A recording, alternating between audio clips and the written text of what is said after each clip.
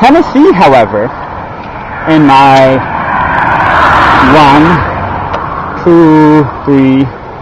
3 nights in Tennessee so far, C3,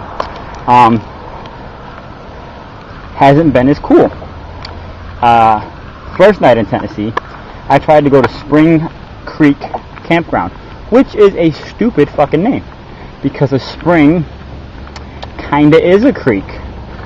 Maybe they could have named it River Stream or House Home or some other synonymous setup. I'm sorry, that guy was looking at me funny, so I told him to shut up because, you know, he wasn't saying anything. Anyway, so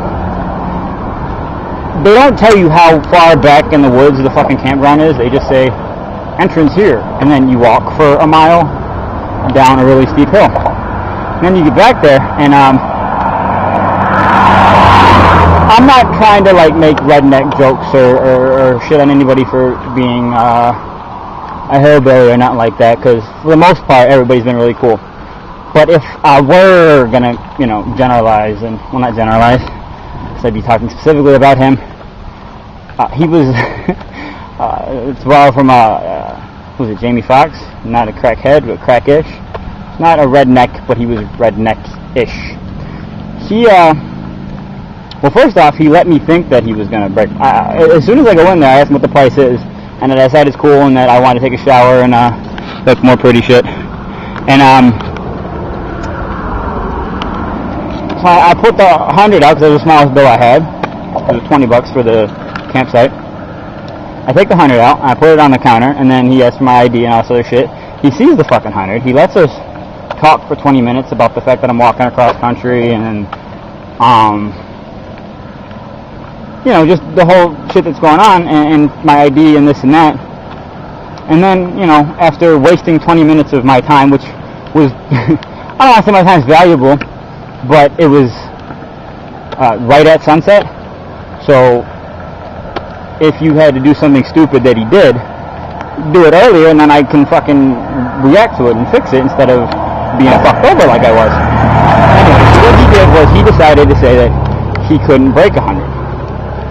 Now, this isn't just like a campsite and I'm the only one there. It's also like a RV, like a, not like an RV campground where people stay like for longer than just a night, you know, like there are a ton of permanent people there.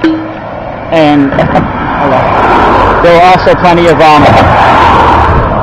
people just there camping though. So I know the fucker could have broke it. Well, I don't know, but I'm pretty sure he could have broke it. And instead he lets me walk away. Well, he lets me fill out my water, which I was grateful for, and I still am.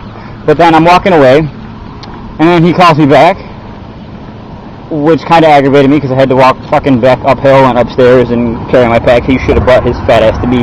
But then this is his good idea. This is how he's going to solve all my problems.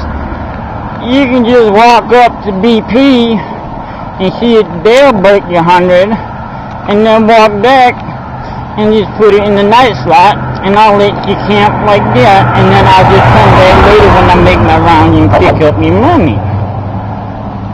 Okay. No, is how I feel about that, because you're stupid. Let me walk 2 miles, which is what it ended up being. I didn't know that at the time. I knew I couldn't see the BP when I got to the place, so it had to be pretty fucking far away. It ended up being 2 miles, and it's after sunset. So let me walk 2 miles in the dark, change my 100, walk 2 miles back in the dark, and give you money. No, that's what I eventually came to. I decided to walk the 2 miles, and then while I was walking the 2 miles, I heard a goat had its head stuck in the fence. This is another story I'm not going to tell it right now, but rescued the goat, and then get to the BP, and then decided to keep fucking walking, because I was right in Clarksville at that point. So I was in a city, and there were street lights and shit, so I wasn't so worried about walking after dark. I ended up getting a pretty cheap hotel, and I got a decent rate. America's Best Value Inn in Clarksville is the cheapest hotel, in case you're curious, until you get like deep into the city of Clarksville. And then there's one that's like $30 or something like that, but it's like almost in the ghetto, but not quite. It's right by McDonald's and Shoney's, so it's not a bad place, but none of that means anything. I got the motel room. Even though I didn't want to, really, I would have rather gone cheaper and stayed at the campground, but he was a fucking idiot. And I had to walk after dark for the first time in the whole trip. Then the next night wasn't as bad. I mean, I did some laundry and saw Batman, and when I was trying to find out where I was going to sleep, I kept finding all these churches, and I like staying at churches because they're pretty understanding and cool about it. They like to feed me, and you know, it's a good thing. So I'm looking at all these churches, and then it's like a very suspect neighborhood. Like I saw a crazy drunk dude, a crackhead chick, and another drunk dude, all within like 5 minutes. That's a pretty good concentration of nuts, you know, people that are going to fuck with me when I have my tent. So I didn't want to use any of these churches. So I keep walking, and it starts getting dark, and then I see a fire station. So I stop there because fire stations are pretty cool. You know, it's a city property, so it's kind of public, and firefighters are generally cool, selfless dudes. So I go there, and nothing against the firefighters, they were all cool as shit. I don't remember any of their names, but they were very cool dudes. But they, you know, they had to cover their ass, and they called in. They called the captain called the chief said no. I think he was worried about liability type bullshit, whatever. It was, I'm sure if he had been there he would have said yes, but because he was from far away and I was just a random idea instead of an actual person, he could say no comfortably.